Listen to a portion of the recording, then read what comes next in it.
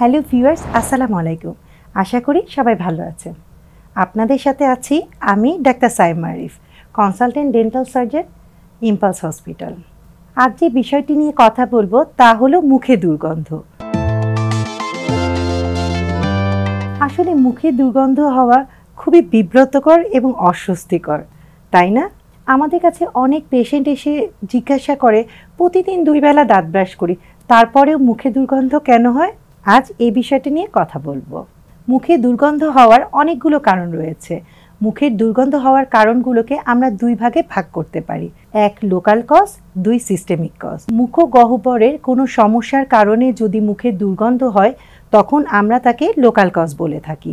আর শরীরের অন্যান্য অংশের কোনো সমস্যার কারণে যদি মুখে দুর্গন্ধ হয় তখন আমরা তাকে সিস্টেমিক কজ বলে থাকি। চলুন লোকাল কজগুলো কি কি জেনে আসি। কিছু কিছু খাবার যেমন পেঁয়াজ, রসুন এবং অতিরিক্ত মশলা জাতীয় খাবার খেলে কিন্তু মুখে দুর্গন্ধ হয়ে থাকে। যারা ধূমপান করেন তামাকের কারণে তাদের মুখে একটু দুর্গন্ধ হয়েই থাকে। এছাড়াও ধূমপায়ীদের মাড়িতে ইনফেকশন বেশি হয়ে থাকে, এজন্যও কিন্তু তাদের মুখে দুর্গন্ধ হয়ে থাকে। সঠিক নিয়মে ফ্লসিং এবং ব্রাশিং না করলে দেখা যায় দাঁতের ফাঁকে খাদ্যকণা জমে থাকে। সেই খাদ্যকণাগুলোতে ব্যাকটেরিয়া ডেভেলপ করে এবং যখন ব্যাকটেরিয়ার পরিমাণ বেড়ে যায় তখনও কিন্তু মুখে দুর্গন্ধ হয়ে থাকে। আবার খাবারগুলো ব্যাকটেরিয়ার সমন্বয়ে আঠালো আবরণ তৈরি করে, যাকে আমরা প্লাগ বলে থাকি। এই প্লাগ মাড়ির গায়ে লেগে থেকে ইনফেকশন তৈরি করে, এর কারণেও কিন্তু মুখে দুর্গন্ধ হতে পারে।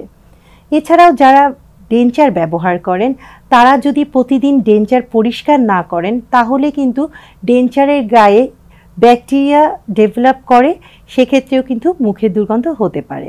আমাদের মুখের লালা আমাদের মুখগহ্বরকে ভেজা রাখতে এবং খাদ্যকণা পরিষ্কার করতে সাহায্য করে, কিন্তু শরীরবৃত্তীয় কোনো কারণে যদি এই লালা তৈরি কমে যায় সেক্ষেত্রে দেখা যায় খাদ্যকণা পরিষ্কার কম হয় এবং ব্যাকটেরিয়ার পরিমাণ বেড়ে যায়, এর ফলেও কিন্তু মুখের দুর্গন্ধ হতে পারে।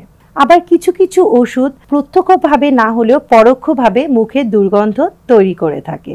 এছাড়াও মুখের ইনফেকশনের কারণে, যেমন মুখের ক্ষত, মাড়িতে ইনফেকশন, ডেন্টাল ক্যারিজের কারণেও মুখে দুর্গন্ধ হতে পারে। শুধু দাঁতের কারণেই যে মুখের দুর্গন্ধ হয় এমনটা কিন্তু না, দেখা যায় নাক, মুখ, গলার ইনফেকশনের কারণেও কিন্তু মুখে দুর্গন্ধ হতে পারে, যেমন সাইনাসে ইনফেকশন, টনসিলের ইনফেকশন। এছাড়াও দেখা যায় কিছু কিছু ডিজিজের কারণে নিঃশ্বাসের দুর্গন্ধ হতে পারে, যেমন lung disease, liver disease, kidney disease এবং আইবিএস অর্থাৎ ইরিটেবল বাউল সিনড্রোম। আসলে সবার প্রথমে মুখে দুর্গন্ধ হলে একজন ডেন্টাল সার্জনকে দেখাতে হবে। তিনি এক্সামিন করে বলে দেবে এক্স্যাক্ট কী কারণে আপনার মুখে দুর্গন্ধ হচ্ছে। এই কারণটি যদি আপনি সমাধান করে ফেলেন তাহলে দেখবেন মুখের দুর্গন্ধ একেবারে চলে যাবে।